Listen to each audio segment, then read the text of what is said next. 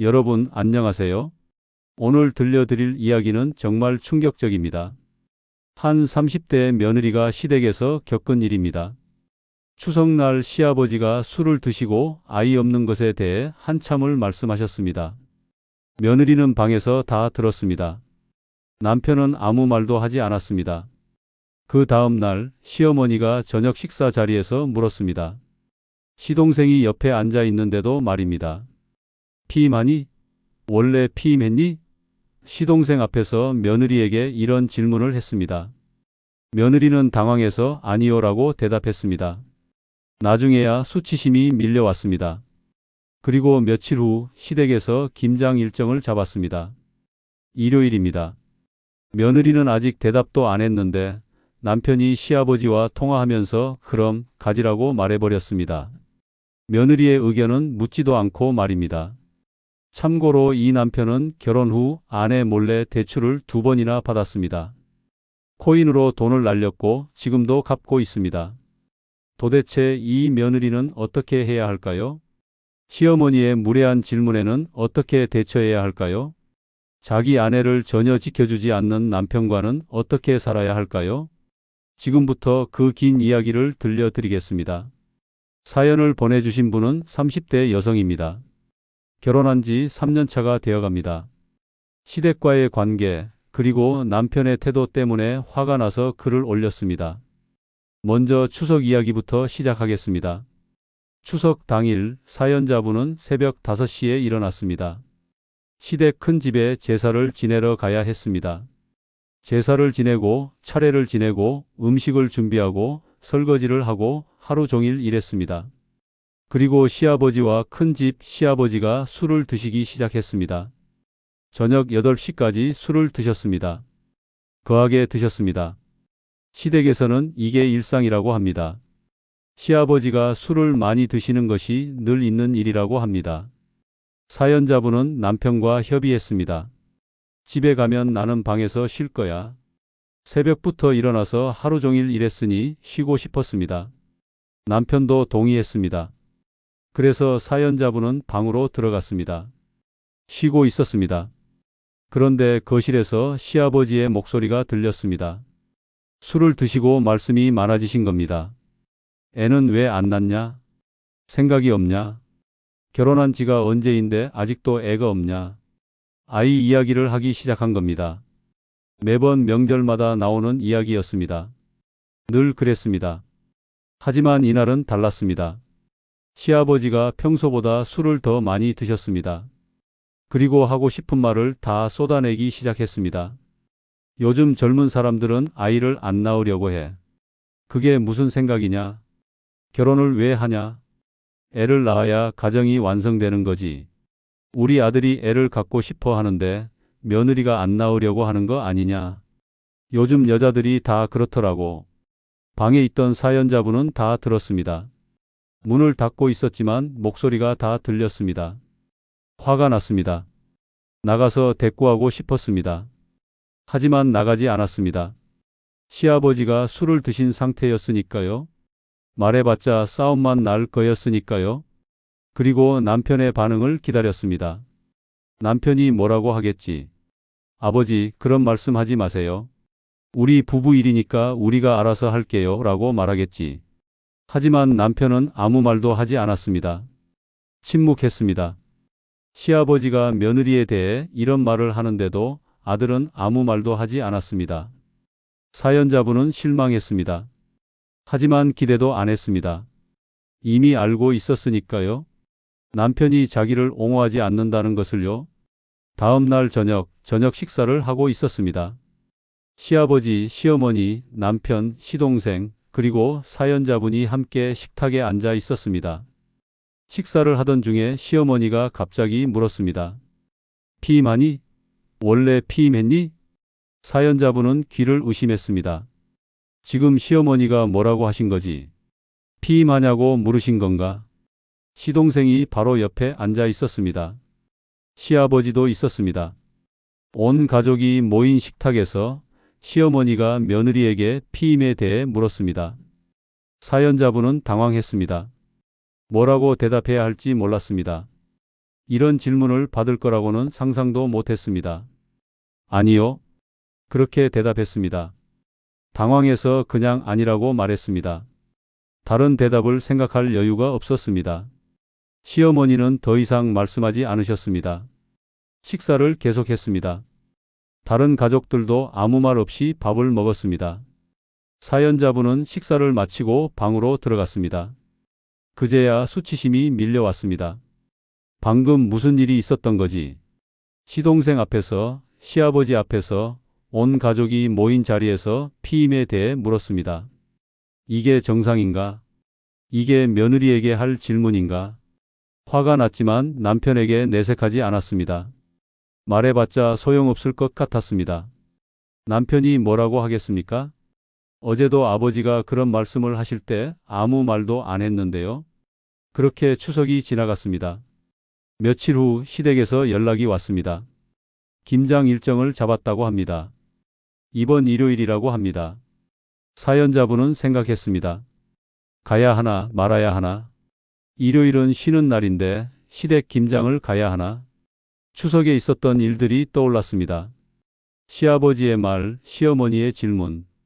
또 가면 스트레스를 받을 것 같았습니다. 남편에게 말했습니다. 김장 가는 거 생각해 볼게. 확답을 하지 않았습니다. 가겠다고도 안 가겠다고도 말하지 않았습니다. 생각해보고 결정하겠다고 했습니다. 그런데 오늘 남편이 시아버지와 통화를 했습니다. 사연자분이 옆에 있는데도 스피커폰으로 통화했습니다. 시아버지가 물었습니다. 일요일에 며느리도 오냐? 남편이 대답했습니다. 그럼 가지. 사연자분은 귀를 의심했습니다. 지금 남편이 뭐라고 한 거지? 가지. 내가 가겠다고 한 적 있나? 분명히 말했습니다. 생각해 보겠다고요? 아직 대답 안 했다고요? 그런데 남편이 멋대로 대답해 버린 겁니다. 사연자분은 화가 났습니다. 진짜 화가 났습니다. 내 의견은 묻지도 않고 내가 생각해 보겠다고 한 것도 무시하고 멋대로 가지라고 대답해 버렸습니다. 남편에게 따졌습니다. 나 아직 대답 안 했는데 왜 가지라고 말한 거야? 남편이 대답했습니다. 가야지 뭐. 김장인데? 나는 생각해 보겠다고 했잖아. 아직 결정 안 했다고. 에이, 어차피 갈 거면서. 뭘 생각해? 그냥 가면 되지. 사연자분은 할 말을 잃었습니다. 어차피 갈 거라고요? 누가 정한 건데요? 내가 가겠다고 했나요? 그날 저녁 냉전 상태로 잠자리에 들었습니다. 다음 날 아침 냉전 상태로 출근했습니다. 회사에서 남편에게 문자를 보냈습니다. 서운한 점을 이야기했습니다. 어제 내 의견도 안 듣고 가지라고 말한 거 너무 서운해. 나는 생각해 보겠다고 했는데 왜 멋대로 결정해? 남편에게서 답장이 왔습니다. 내 말 들어주고 하는 거 다 소용없네. 한순간에 무시당해 섭섭하다고 하니 한 번을 시댁에 그래 하고 간 적이 없지 않냐? 내가 매번 부탁해야 되냐? 사연자분은 기가 막혔습니다. 내 말 들어주는 게 다 소용없다고요? 한 번을 시댁에 그래 하고 간 적이 없다고요? 할 말이 많았습니다. 하지만 더 이상 하지 않았습니다.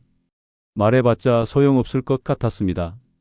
그날 저녁 야근을 하고 퇴근했습니다. 집에 가기 싫었습니다. 남편 얼굴을 보기 싫었습니다. 사연자분은 몇 가지 추가 설명을 했습니다. 첫째, 사연자분은 일을 합니다. 맞벌이 부부입니다. 남편과 똑같이 일하고 똑같이 돈을 법니다. 둘째, 사연자분 부부는 딩크족입니다. 아이가 없습니다. 둘 다 아이를 가지려는 노력을 하지 않습니다. 남편도 내심 딩크를 원하는 것 같습니다. 다만 효도하고 싶어서 아이를 갖고 싶다고 말하는 것 같습니다. 남편은 집에 오면 씻고 인터넷 방송을 보다가 잠듭니다. 이런 사람이 자기 사생활을 잃고 싶을까요? 아이를 키우면서 사생활을 포기하고 싶을까요? 셋째, 친정에 대해서입니다. 사연자분은 친정에 의지할 수 없습니다. 최근에 친정과 손절했습니다. 남편이 친정에 가서 고생한 것은 손에 꼽을 정도입니다. 시댁에서는 이런 말을 합니다. 우리 아들이 처가에 얼마나 잘해주는데 명절마다 가고 처가 일도 도와주고. 하지만 실상은 다릅니다. 남편이 친정에 간 것은 몇 번 안 됩니다. 처가 일을 도운 것도 거의 없습니다. 넷째, 남편의 경제 문제입니다. 결혼하고 바로 남편이 사연자분 몰래 대출을 받았습니다. 들켰습니다. 사과했습니다. 다시는 안 그러겠다고 했습니다. 그런데 또 대출을 받았습니다. 또 들켰습니다. 두 번째입니다. 아내 몰래 대출을 두 번이나 받은 겁니다. 게다가 코인으로 돈을 날렸습니다. 얼마를 날렸는지는 모릅니다. 지금도 그 빚을 갚고 있습니다. 사연자분은 이해하고 살고 있습니다. 화가 나지만 참고 있습니다. 부부니까요. 함께 갚아가야죠. 하지만 이것 때문에 더 화가 납니다. 남편이 아내 몰래 대출을 두 번이나 받았으면서 시댁에서는 눈치를 전혀 안 봅니다. 오히려 당당합니다. 일요일 김장을 가라고 합니다. 며느리 의견은 묻지도 않고 가라고 합니다. 피임하냐고 묻습니다. 아이는 왜 안 낳냐고 합니다. 사연자분은 묻습니다. 어디부터 화가 나는 건지 모르겠다고 합니다. 넌지시 눈치를 주면서 무례한 말을 하는 시댁에 대처하는 방법을 알려달라고 합니다. 여러분, 이 이야기를 들으면서 어떤 생각이 드셨나요? 저는 참 답답했습니다. 일단 시어머니의 질문부터 살펴보겠습니다. 피임하니? 원래 피임했니? 이게 며느리에게 할 질문입니까? 그것도 시동생이 옆에 앉아 있는 자리에서 말입니다. 피임은 부부의 사적인 문제입니다. 아주 사적인 문제입니다. 시어머니가 물어볼 권리가 없습니다. 물론 시어머니 입장도 이해는 됩니다. 손주가 보고 싶으실 겁니다. 며느리가 피임을 해서 아이가 없는 건지 궁금하실 겁니다. 하지만 궁금하다고 해서 무엇이든 물어도 되는 건 아닙니다. 특히 이렇게 사적인 문제는 더욱 그렇습니다. 만약 정말 궁금하시다면 며느리와 단둘이 있을 때 조심스럽게 물어보셔야 합니다. 혹시 건강에 문제가 있니? 아이 계획은 어떻게 생각하니? 이렇게 물어보시면 됩니다. 그런데 온 가족이 모인 식탁에서 시동생 앞에서 피임하니? 라고 물으셨습니다. 이건 며느리를 배려하지 않는 겁니다. 며느리를 한 명의 인격체로 존중하지 않는 겁니다. 그냥 아이 낳는 도구로 보는 겁니다. 사연자분이 수치심을 느낀 건 당연합니다. 누구라도 그런 질문을 받으면 수치스러울 겁니다. 그리고 시아버지의 말씀도 문제입니다. 애는 왜 안 낳냐? 요즘 여자들이 안 낳으려고 한다. 이것도 며느리에 대한 존중이 없습니다. 며느리가 방에서 다 듣는데도 이런 말씀을 하십니다. 아이를 낳는 것은 부부의 선택입니다. 시부모가 강요할 수 있는 게 아닙니다. 물론 시부모 입장도 이해합니다. 손주를 보고 싶으실 겁니다. 대를 이어야 한다고 생각하실 겁니다. 하지만 요즘 세상이 어떻습니까? 아이를 키우는데 돈이 얼마나 듭니까? 맞벌이 부부가 아이를 키우는 게 얼마나 힘듭니까? 그런 현실을 이해하셔야 합니다. 아이를 낳으라고 강요하지 마시고 부부의 선택을 존중하셔야 합니다.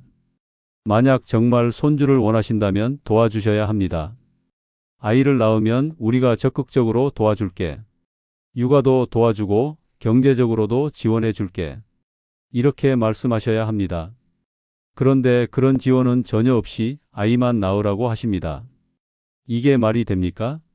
다음으로 남편의 태도를 살펴보겠습니다. 남편이 가장 큰 문제입니다. 첫째, 시아버지가 며느리에 대해 그런 말씀을 하실 때 아무 말도 하지 않았습니다. 아들로서 아버지를 말려야 합니다. 아버지, 그런 말씀하지 마세요. 아이는 저희 부부가 알아서 결정할 문제입니다. 이렇게 말해야 합니다. 하지만 남편은 침묵했습니다. 아내를 전혀 옹호하지 않았습니다. 둘째, 시어머니가 식탁에서 피임에 대해 물으셨을 때도 아무 말 하지 않았습니다. 이것도 남편이 막아야 합니다. 어머니, 그런 건 저희 부부 일이니까 물어보지 말아주세요. 이렇게 말해야 합니다. 하지만 남편은 또 침묵했습니다. 셋째, 김장 일정에 대해 아내의 의견을 묻지 않고 멋대로 대답했습니다. 아내가 생각해 보겠다고 했는데 무시하고 가지라고 말했습니다. 이게 부부입니까? 부부는 서로 존중해야 합니다. 중요한 결정은 함께 상의해서 해야 합니다. 일요일에 시댁 김장을 가는 것은 중요한 일입니다. 쉬는 날을 포기하는 거니까요. 아내에게 물어봐야 합니다. 일요일 김장 가야 하는데 괜찮아? 가기 싫으면 내가 혼자 갈게. 이렇게 물어봐야 합니다. 하지만 남편은 묻지도 않고 결정했습니다. 넷째, 아내가 서운하다고 말했을 때 남편의 반응이 최악이었습니다. 내 말 들어주고 하는 거 다 소용없네. 한 번을 시댁에 그래 하고 간 적이 없지 않냐? 이게 남편이 할 말입니까? 아내가 서운하다고 하면 미안해. 다음부터는 먼저 물어볼게라고 해야 합니다. 하지만 남편은 오히려 아내를 비난했습니다. 내 말 들어주는 게 소용없다고 시댁에 한 번을 그래 하고 간 적이 없다고 말했습니다. 이게 뭡니까? 아내가 시댁에 잘해야 할 의무가 있습니까? 며느리는 시댁의 머슴입니까? 다섯째, 남편의 경제 문제입니다. 아내 몰래 대출을 2번이나 받았습니다. 코인으로 돈을 날렸습니다. 지금도 빚을 갚고 있습니다. 이런 상황에서 남편이 어떻게 해야 합니까? 당연히 아내한테 미안해해야 합니다. 눈치를 봐야 합니다. 시댁 일도 아내가 부담스러워하면 이해해야 합니다. 하지만 남편은 전혀 눈치를 안 봅니다. 오히려 당당합니다. 아내를 배려하지 않습니다. 이게 남편입니까? 이게 배우자를 대하는 태도입니까? 사연자분께 말씀드리고 싶습니다. 당신은 잘못하지 않았습니다. 화낼 만합니다. 서운해할 만합니다. 시어머니의 질문은 명백히 선을 넘었습니다. 피임에 대해 물으면 안 됩니다. 특히 다른 사람들 앞에서는 절대 안 됩니다. 남편의 태도는 더 큰 문제입니다. 아내를 전혀 지켜주지 않습니다. 존중하지 않습니다. 배려하지 않습니다. 이 상황을 어떻게 해결해야 할까요? 몇 가지 방법을 말씀드리겠습니다. 첫째, 남편과 진지하게 대화해야 합니다. 지금 상황이 얼마나 힘든지, 왜 화가 나는지 명확하게 말해야 합니다. 당신 어머니가 식탁에서 피임에 대해 물으셨어. 시동생도 옆에 있었어. 그게 얼마나 수치스러운지 알아? 당신은 그때 왜 아무 말도 안 했어? 김장 일정도 마찬가지야. 나는 생각해 보겠다고 했는데 당신이 멋대로 가지라고 말했어. 내 의견은 중요하지 않은 거야? 당신이 나를 전혀 배려하지 않는 것 같아. 나는 당신의 아내야. 시댁의 며느리이기 전에 한 명의 사람이야. 나를 존중해 줬으면 좋겠어. 이렇게 명확하게 말해야 합니다. 남편이 이해하지 못하면 계속 설명해야 합니다. 둘째, 시어머니께도 말씀드려야 합니다. 직접 말하기 어려우면 남편을 통해서라도 전달해야 합니다.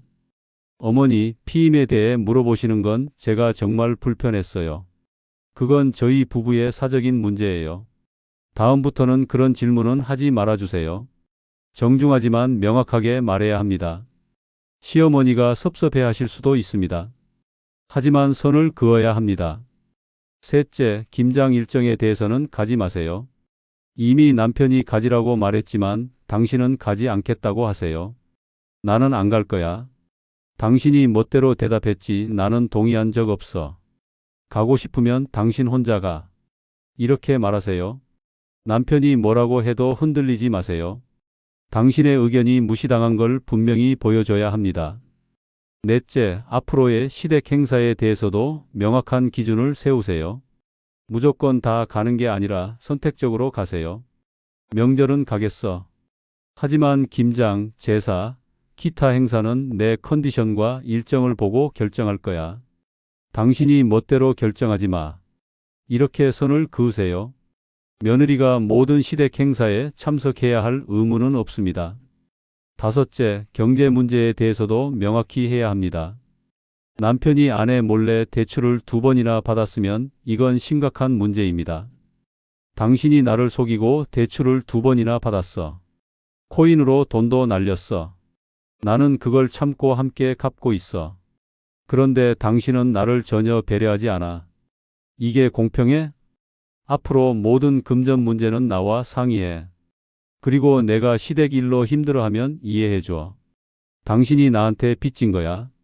이렇게 명확하게 말하세요. 시어머니와 시아버지께도 말씀드리고 싶습니다. 며느리는 아들의 배우자입니다. 가족이 되었지만 여전히 존중받아야 할 한 명의 인격체입니다. 피임에 대해 물으시면 안 됩니다. 아이를 낳으라고 강요하시면 안 됩니다. 이건 부부의 선택입니다. 만약 정말 손주를 원하신다면 도와주실 준비를 하세요. 육아를 도와주시겠다고, 경제적으로 지원하시겠다고 말씀하세요.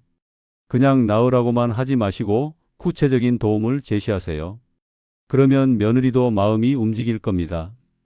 그리고 며느리의 일정과 의견을 존중하세요. 김장을 오라고 하시기 전에 며느리가 올 수 있는지 물어보세요. 며느리야, 일요일에 김장하는데 올 수 있니? 힘들면 아들만 와도 괜찮아. 이렇게 물어보시면 됩니다. 당연히 온다고 생각하지 마세요. 며느리도 쉬는 날이 필요합니다. 맞벌이로 일하면서 집안일도 하고 시댁 일도 하는데 얼마나 힘들겠습니까? 배려해 주세요. 존중해 주세요. 그래야 며느리도 시댁을 좋아하게 됩니다. 여러분 중에도 비슷한 상황을 겪고 계신 분이 있을까요?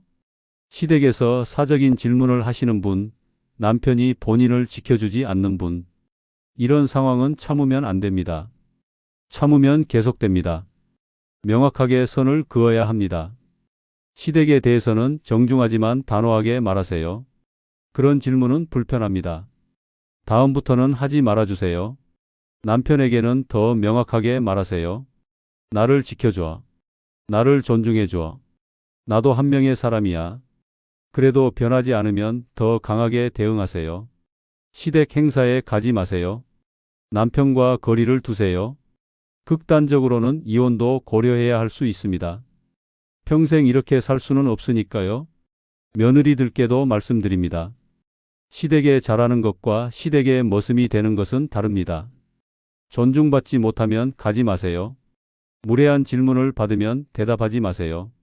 그건 제가 대답할 수 없는 질문입니다. 라고 하세요. 남편이 지켜주지 않으면 스스로 지키세요. 당신은 당신을 지킬 권리가 있습니다. 그리고 남편들께 말씀드립니다. 부모님과 아내 사이에서 중재자가 되세요. 부모님이 아내에게 무례한 질문을 하시면 막으세요. 아내를 옹호하세요. 그게 남편의 역할입니다. 부모님이 섭섭해 하실까봐 걱정되나요? 하지만 아내가 더 중요합니다. 결혼하면 배우자가 우선입니다. 부모님께 정중하게 말씀드리세요. 어머니, 아버지, 그런 말씀은 아내가 힘들어해요. 저희 부부 일이니까 저희가 알아서 할게요. 이렇게 말하는 게 어렵지 않습니다. 용기를 내세요. 그리고 중요한 결정은 아내와 상의하세요.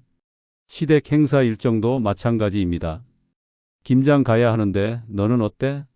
가기 싫으면 나 혼자 갈게. 이렇게 물어보세요. 멋대로 결정하지 마세요. 아내를 존중하세요. 배려하세요. 그게 좋은 남편입니다. 긴 이야기 들어주셔서 감사합니다.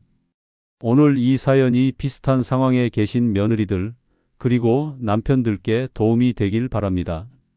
시댁과 며느리의 관계는 존중에서 시작됩니다. 서로를 한 명의 인격체로 존중하면 좋은 관계를 만들 수 있습니다. 그리고 남편은 중재자 역할을 해야 합니다. 부모님과 아내 사이에서 균형을 잡아야 합니다. 부디 모든 가정이 서로를 존중하며 행복하게 사시길 바랍니다. 감사합니다.